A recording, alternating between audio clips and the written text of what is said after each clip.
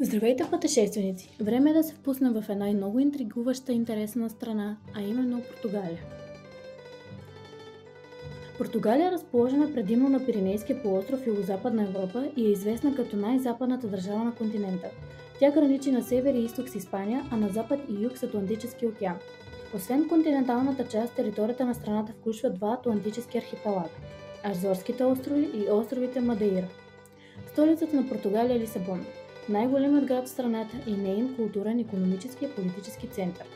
Официалният език е португалският. Тази стратегическа географска позиция, разположена между Европа и Атлантическият океан, придобива на Португалия ключова роля в историята на мореплаването и откритията. Историята на Португалия е дълбоко свързана с епохата на великите географски открития през 15 и 16 век. Тогава португалските мореплаватели, водени от стремежа за разширяване на познанията на света, оставят значима следа в световната история.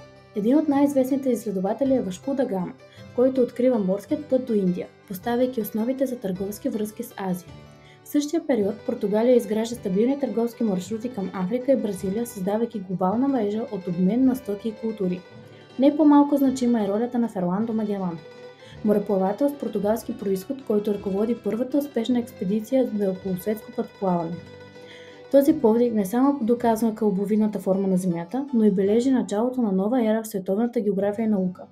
Тези исторически събития утвърждават Португалия като един от водещите центрове на мореплаването и културния обмен в главен мащаб. Португалия е уникална държава с дълга история и интересни характеристики, които я правят впечатляваща. На първо място тя е най-старата национална държава на Иберийския полуостров и е една от най-старите в Европа. Нейните граници са почти непроменяеми от 12 век, която я превръщат в пример за историческа устойчивост.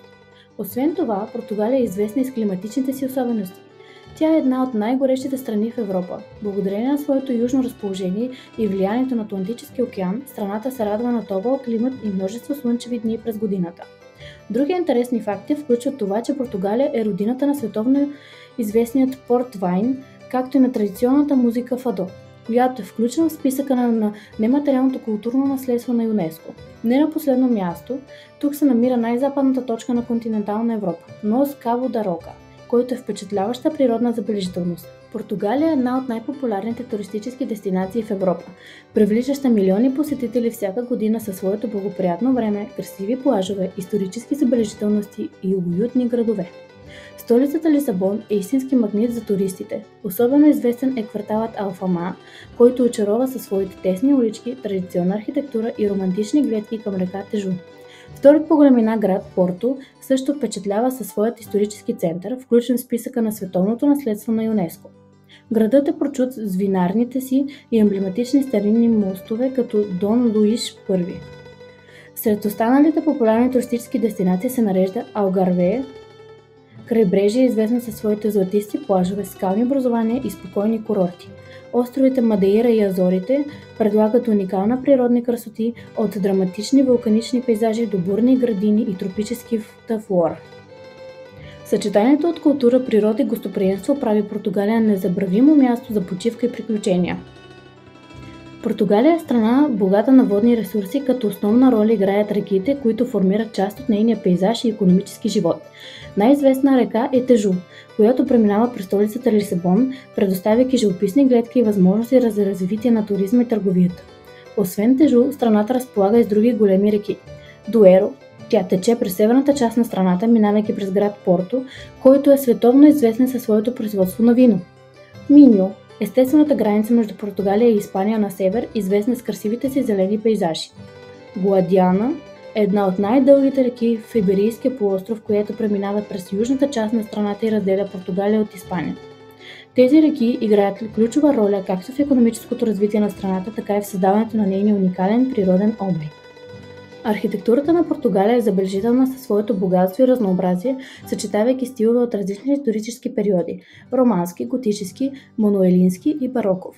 Тези стилове не само отразяват културното наследство на страната, но и нейната роля в световната история. Един от най-известните архитектурни шедьоври е Торре де Белем в Лисабон, отбранителната кула от 16 век, която е символ на морските открития. В същия квартал се намира и величественият манастир Жеронимуш де Белем, изграден в уникалния португалски мануелински стил, който съчетава готически и ренесансови елементи с морски мотиви. Португалия е известна и със своите декоративни азолежуш, традиционни керамични плочки, които украсяват фасадите на сгради и интериори с ярки цветове и сложни геометрични или фигурални мотиви. Съчетанието от исторически стилове и уникални декоративни елементи правят архитектурата на Португалия неповторима и вдъхновяваща за любителите на изкуството и културата. Португалската кухня е известна със своето разнообразие и изобилие от рибни и местни ястия, използването на пресни зеленчуци и висококачествен зехтин. Едно от най-популярните ястия е бакалао – традиционна солена риба треска, която може да бъде приготвена по стотици начини. Друго емблематично ястие е калда верде – кремообразна супа от картофи, зелени листни зеленчуци и парченца наденица, която е често срещана по време на празненства. Що се отнася до десертите, Португалия впечатлява със своите пастели дената или пастели с дебелем, малки тарталети с крем, чието диаметър е около 8 см. Те са любими на местните и туристите, а рецептата за тях остава една от най-добре пазените тайни в света. Известна е само на 7 човека. Тази кухня е доказателство за богатото културно наследство на Португалия, която умело съчетава традиции, свежи продукти и уникални техники за приготвяне. Икономиката на Португалия е разнообразна и добре балансирана, като разчита на ключови сектори, които съчетават традиция и съвременни технологии. Един от водещите отрасли е туризмът, който играе основна роля за икономическото развитие на страната. Португалия е популярна дестинация със своите исторически градове, природни красоти и гостоприемство, които привличат милиони посетители всяка година. Земеделието също заема важно място, като страната е известна с производството на вино, включително световно известният портвайн, маслини и цитрусови плодове. Тези продукти не само задоволяват вътрешния пазар, но се изнасят в цял свят. Португалия е значим производител на текстил и обувки, които са на високо заради качеството и дизайна си. Тези индустрии допринасят за икономиката с големи износи, обеми и работни места. Един от най-известните символи е музикалният жанр фаду. Дълбока емоционална музика, която изразява чувства като самота, носталгия и копнеж по недопостижимото. Фаду е неразделна част от културата на страната и е признат от ЮНЕСКО за нематериално културно наследство. Литературата на Португалия също е значим символ на нейния културен принос. Имена като Жозе Сарамаго, носител на Нобелова награда за литература, и Фернандо Песоа, един от най-великите поети на 20 век, оставя дълбока следа както в националната, така и в световната литература. Името Португалия има древен произход, свързан с римско-келтска история на региона. То произлиза от старото название Порто Скале, което в превод от латински означава пристанище Кале. Порто Скале е бил древен град, разположен в областта на днешната Вила Нова ди Гая, в северната част на съвременна Португалия. Постепенно името на града се разширява и става основа за наименованието на цялата територия, която днес наричаме Португалия. Португалия е уникална страна с дълга и богата история, прекрасна природа и уютни традиции, които привличат милиони посетители всяка година.